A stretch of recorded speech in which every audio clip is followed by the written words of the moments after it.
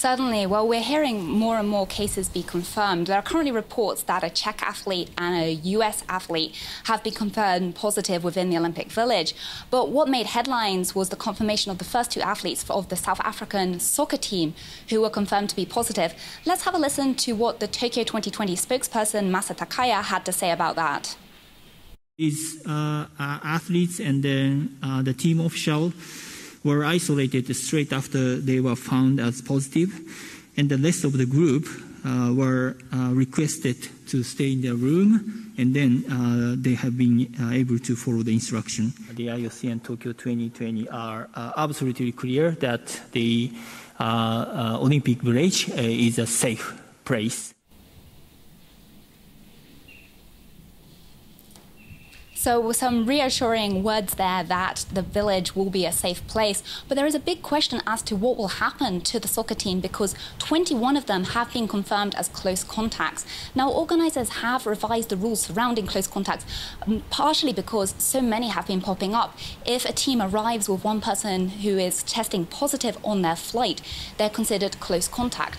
Now, in order for them to be able to compete, the rules have been made that if they test negative 6 hours before the competition, they will be allowed to go forward. With the South African team, they're scheduled to play hosts Japan on Thursday evening just before the opening ceremony. So there'll also be a test to see if those rules are put into action. Organisers said this morning that since July the 1st, 22,000 people have come into Japan for the Olympics, and only 28 of those have tested positive.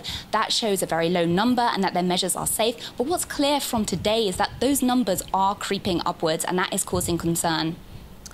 Now, as we take a look at what's happening at the Olympic Village and, of course, track that story, I'm wondering how people in Tokyo are feeling right now, Phoebe. We're now just, as we say, 4 days away from the opening ceremony.